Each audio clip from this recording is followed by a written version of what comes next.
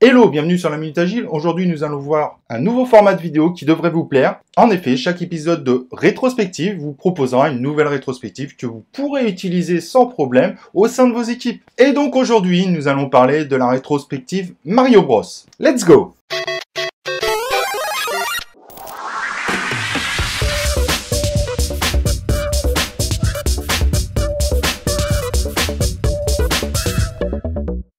Alors, si vous ne savez pas ce qu'est une rétrospective, qui serait quand même assez curieux, mais pourquoi pas? On ne sait jamais. N'hésitez pas à aller voir notre vidéo sur les rétrospectives. Elle vous donne toutes les informations nécessaires pour bien comprendre le concept de rétrospective. Et donc maintenant, on va voir un peu cette rétrospective Mario Bros.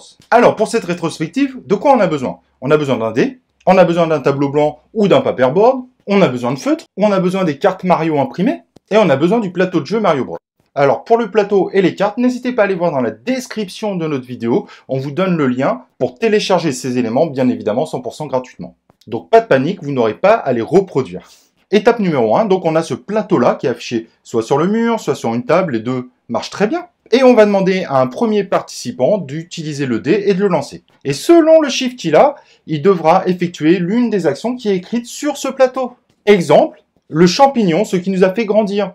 Donc, sur le post-it, la personne va marquer ce que lui pense a permis à l'équipe de grandir dans ce dernier sprint. Si les autres chiffres sont similaires, le numéro 2 est particulier parce que vous allez devoir piocher une carte. Vous vous rappelez les cartes qu'on devait imprimer, les cartes qui sont là. Évidemment, là je vous les affiche face découverte, mais évidemment il faut les cacher quand on les pose sur la table. Ça paraît évident. Il y a le côté un peu surprise qui doit être là. Et ensuite, la personne qui a fait ce 2 et qui doit piocher une carte, donc prend une carte, regarde la carte, il la montre pas aux autres à ce moment-là, et il va devoir faire ce qu'il y a écrit sur la carte. Ce côté j'ai un dé et des cartes peut paraître peu utile, mais en fait ça apporte un peu ce côté ludique de lancer le dé en fait. C'est ça qui est intéressant. Et évidemment, chaque personne va faire ça, et quand tous les membres de l'équipe l'auront fait, ensemble, ils vont dire ce que eux ils ont noté par rapport au point sur lequel ils devaient s'exprimer.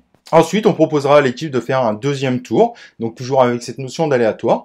Et ensuite, par contre, sur le troisième tour, on va proposer aux gens de choisir directement le numéro par eux-mêmes, parce qu'il est quand même important que les gens puissent s'exprimer sur des points bien précis, si jamais ils ont besoin de le faire. Et quand tout ça est fait, nouvelle étape, donc l'étape 2, on va demander à l'ensemble des participants de trouver des axes d'amélioration pour le prochain sprint, par rapport à l'ensemble des choses qui ont été dites sur les tours précédents. N'oublions jamais, chercher des axes d'amélioration est un des objectifs majeurs de la rétrospective. Pour cela, vous pouvez leur laisser 5 minutes, ça suffit. Si jamais il y a besoin d'un peu plus de temps, vous pouvez le faire, c'est pas très grave.